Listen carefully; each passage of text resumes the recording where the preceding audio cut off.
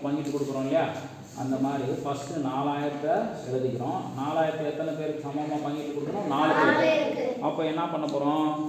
சரியா, நீங்கள் அந்த 4000 4 கப்லையும் போடுங்க, ஒவ்வொன்றும் போடுங்க. 1000, 2000, 3000, 4000. அப்போ 4 பேருக்கு சமமாக பங்கிட்டு கொடுத்துட்டோமா? 4000 4 பேருக்கு சமமாக பங்கிட்டு கொடுத்துட்டாங்கன்னா ஒவ்வொருத்தருக்கு எவ்வளோ கிடைக்குது? 1000. சரியா, அப்போ 4 × 1000 4000, மீதி 0 இல்லையா? மீதி 0. இப்போ அதெல்லாம் எடுத்துருங்க. இப்போ 1000 தனியாக எழுதிக்கிறேன். இப்போ அடுத்தது என்னது? 100 5 100 இருக்கா? 5 100கள் இருக்கா? இந்த 5 100களை சமமாக 4 கப்பில் போடணும். சமமாக 4 கப்பில் போடணும். சரியா, ஒவ்வொன்றா போடுங்க.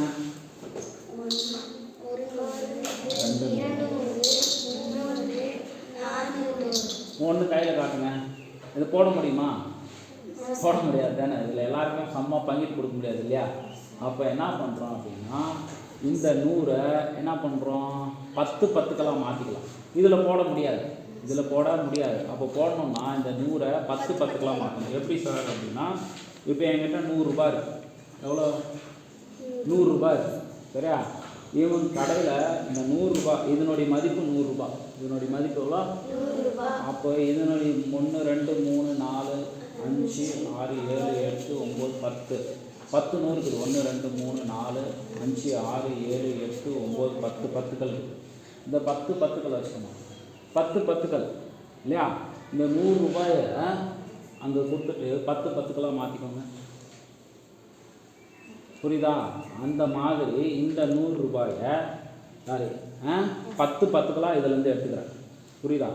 இந்த 100 ரூபாயை 10 10க்கெல்லாம் எடுத்துக்கிறேன். இந்த 100 ரூபாயை வச்சுட்டு 10 10கள் எடுத்து வரேன். 1 2 3 4 5 6 7 8 9 10 10 10க்கெல்லாம் எடுத்துக்கிறேன்.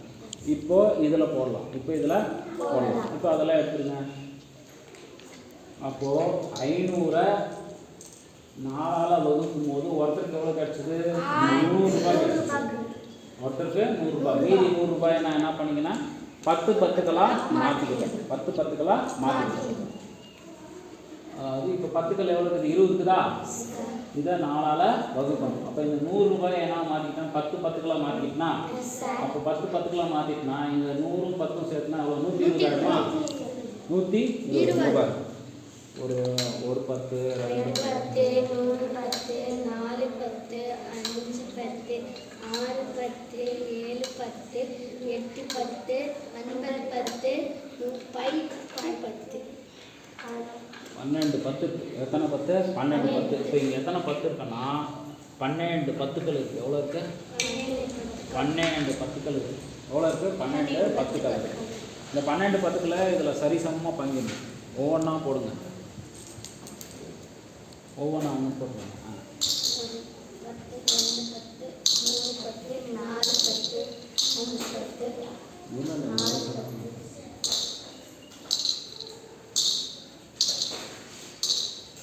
120 இருக்கு இல்லையா?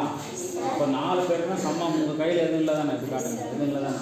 இப்போ ஒருத்தருக்கு எவ்வளோ கிடைக்கும்? 10கள்னா இது எல்லாம் 10கள். 30 3 கிடையாது, 30 ஆச்சு. இப்போ 4 பேருக்கு 120 எவ்வளோ கிடைக்கும்? அப்போ ஒன்றுக்குள்ள எவ்வளோ கிடைக்கும்? 30 இருக்கா? இப்போ 4 30 120 மீதி 0. புரிஞ்சா? அப்போது இதெல்லாம் எடுத்துருங்க.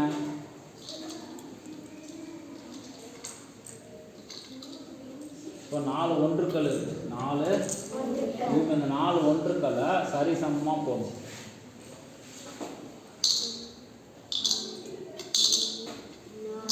4 ஒன்றுக்கள் ஆயிடுச்சா?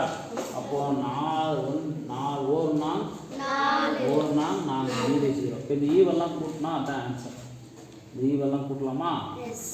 கூட்டினா எவ்வளோ வருது? 1 3 1131. இப்போ 4524 4ஆல் வகுத்தா 1131. மீதி என்ன வருது? 0. சரியா? இதை தான் வகுத்தலில் எப்படி போடுறாங்க அப்படின்னா 4524 4ஆல் வகுக்கும்போது 1 4000 அடுத்தது 5 100 5 100 ஓர் 400 4. 5 4 போச்சுன்னா 1. அடுத்து 2. நாமும் 12. அடுத்து 4. ஓர் 4. 4. இது 1131. மீதி 0. புரிஞ்சுதா? Yes, sir. சரி.